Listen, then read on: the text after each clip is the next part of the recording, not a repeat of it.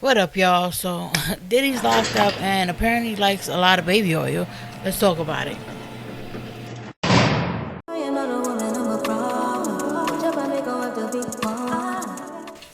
What's up, y'all? So like I was saying, Diddy has been arrested. He's in federal custody. And they released the indictment. And so I'm going to go over a little bit of the indictment with you guys, bring you up to speed if you don't know. If you haven't been able to see it, it's 14 pages. It's not too bad. I read through most of it, but this is just a part about the baby oil thing, which is the whole freak off where that conversation is coming from, right?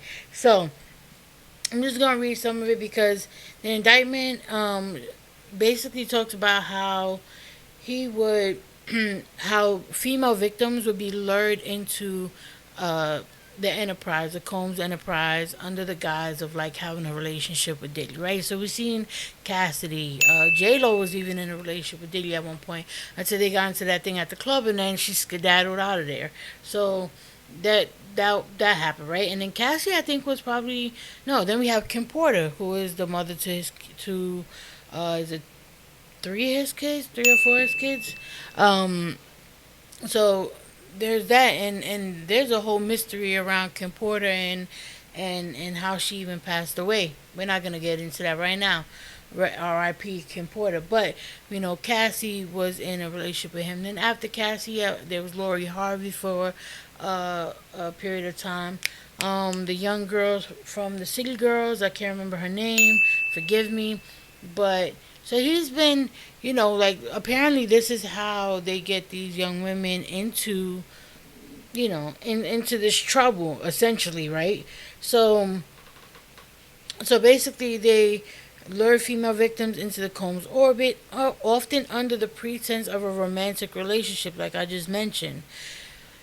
Combs then used force, threats of force, and coercion to cause victims to engage in extended sex acts with male commercial workers that Combs referred to as, among other things, freak offs. All right? Freak offs were elaborate and produced sex performances that Combs arranged, directed, and masturbated during. I mean, need I say more? Like at this point in the indictment, we could have been like, you know what, Combs, you can go behind the jail cell, underneath the jail, no key, strong lock. Let's get him out of here. But anyway, let's keep going. Um, where was I? In arranging these freak-offs, Combs, with the assistance of members and associates of the Combs Enterprise, transported and caused to be transported commercial sex workers across state lines and internationally. So I'm assuming that's where the whole trafficking charge comes from. I'm not no lawyer or nothing like that, so don't hold it against me. Don't correct me in the comments if I'm wrong. It's fine. I'm alright with being corrected. Freak offs occur regularly, sometimes lasted multiple days, and often involved multiple commercial sex workers. So this was like an ordeal, if you will. During freak offs, Combs distributed a variety of controlled substances, so he kept them, um, messed up, of controlled substances to victims, in part to keep the victims obedient and compliant, sometimes unbeknownst to the victims. So sometimes they didn't even know. Combs kept videos he filmed of victims engaging in sex acts with commercial sex workers.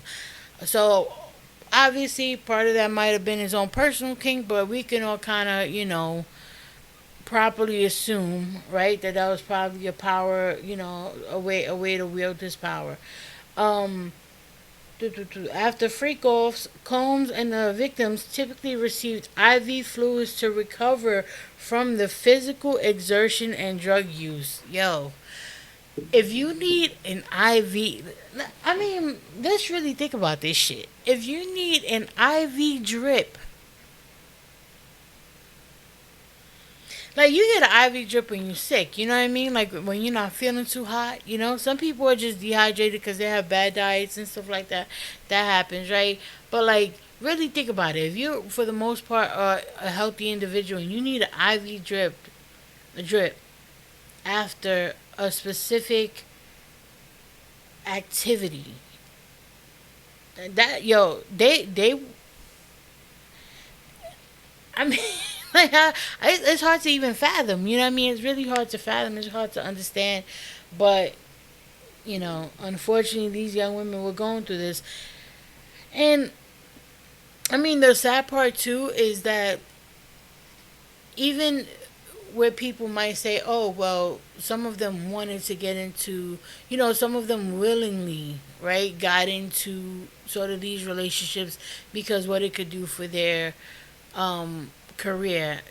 I mean, number one, if all of this is happening to them, they're not willing, right? Let's make that clear. But number two, that's a problem in and of itself. Like that's a problem in and of itself to where you have gatekeepers that can do this type of stuff to people, and people will be willing to do it because that's their way. They think that that's their way in the door. Like either way, it's problematic. No matter how you try and shake it. Um, Members and associates of the Combs enterprise, including high-ranking supervisors, security staff, household staff, personal assistants, and other Combs business employees, facilitated the freak-offs, among other things, booking hotel rooms for the freak-offs, stocking the hotel rooms in advance with the required freak-off supplies. Imagine that being your supply list. Like, imagine the the top of your supply list is freak-off. I'm sorry. I'm stupid and I'm childish sometimes. I apologize. I'm just like if you're like an assistant, right? And they're like, "Yo, I'm gonna need you to get this. I got a list of things that I'm gonna need you to do." Like that first day before you really knew what you was getting into, right? And they hand you the list. Hey, I'm gonna need you to, I'm gonna need you to take care of this. We got some supplies that we need you to get for this event that we're throwing. And at the top of the list, you see freak off. Like, what do you think at that point? Like, are you quitting? Are you quitting? Comment below.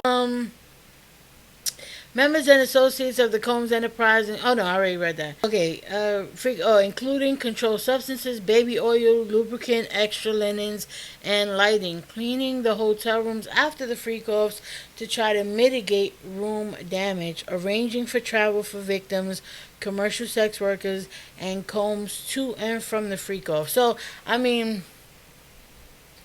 they were basically cleaning it as well to make sure, like, because they were in hotels and they were in these places that, damn. I mean, it also makes me think like how bad it was, like that they had to have their own staff come in to clean up to mitigate the damage that was done. Like, what was y'all doing? Like, cause you hear like with them dominatrix and shit, right? And they'll often say, and I'm not like I'm not saying that this is the same as being a dom or being a sub, right? Because I know that the specifically with that stuff, there's boundaries, there's code words, stuff like that. But what I am saying is that what you'll hear from like dominatrix and stuff is often, or even like women who are escorts, or often that their top clientele are powerful men, and sometimes those powerful men want them to do weird things, like very weird things, and to some degree it's with them being the submissive. And so it's like, yo, what does that type of power do to a person, right? Does it actually corrupt a person, or were they like that anyway? Let's keep going. So members and associates of the Combs enterprise enable Combs control over victims by following his direction regarding financial payments to victims, advancing or suppressing the victim's career opportunities, and acquiring the controlled substances Combs use to keep the victims compliant. Members and associates of the Combs enterprise at times witness Combs' violence towards the victims, or the victims' injuries caused by Combs without intervening. Instead, members and associates of the Combs enterprise help conceal the violence and abuse by, among other things, assisting Combs in monitoring and preventing victims from leaving locations such as hotels or Combs residences. These occasions included instances in which a victim was required to remain in hiding, sometimes for several days at a time, to recover from injuries and Combs inflicted without being publicly observed. Members and associates of the Combs enterprise also assisted Combs in locating and contacting victims who attempted to flee his abuse.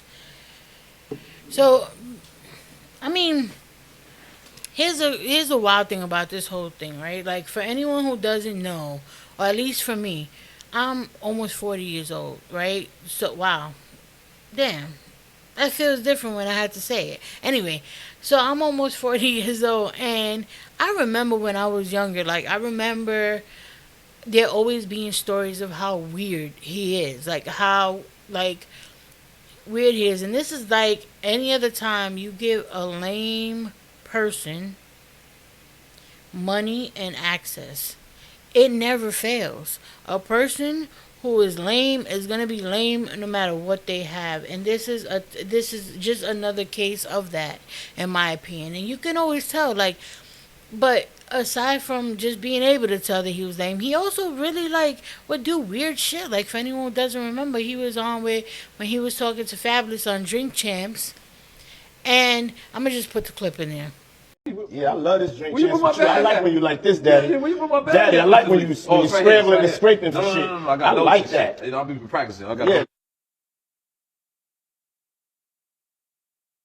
scrambling and scraping when you scrambling and scraping for shit. Where I look back on where I became. Did you miss me though? For real, because I'm saying it seems like a thing. I miss his partying birthday with party, Puff, man. Man, I'm talking about for your birthday. Huh? Why won't you party with me for your birthday, man? We partied for my birthday before. You came to my party. No, but me and you ain't never really party. You know what I'm saying? Eyes, brother. man. That was one case. Then the group that he formed on one of the groups that he formed on Making a Band, Day 26, they've said some things that were questionable. I think there were a lot of expectations to some things that never mind. Simple. Oh my God. When you sign up for a job, you trash. Yeah, that's right. Money. You know, entertainment is for sex. So certain people, you know, get their money differently. I gotta go. I'm talking about like something like, you know, like you want to get paid for shit. Maybe I'm different, and that's why I don't, you know, I probably don't have friends or I don't have anybody really agree with me because, you know, certain people sign up to get fucked. Certain people, if you're gonna keep it real, certain I'm gonna do whatever the fuck I wanna do, whenever, however the fuck I wanna do it. You know why? Because I'm the freest nigga in the world. End of discussion. Alright, this doesn't surprise me. I hate to say, the baby oil thing is interesting, you know, but it does not surprise me, and that's the sad part, right? Because the sad part is that it doesn't surprise a lot of people. This is not, I would like to say it's a well-known secret. It's not even a secret. Like, I don't feel like it's even a secret because a lot of people knew that he was on some weird shit. A lot of people knew he was on some weird shit. And a lot of people knew that these relationships that he was engaging in, there was something off about them that you could tell. So this doesn't surprise me one bit. I don't think it surprises the vast majority of people. I think.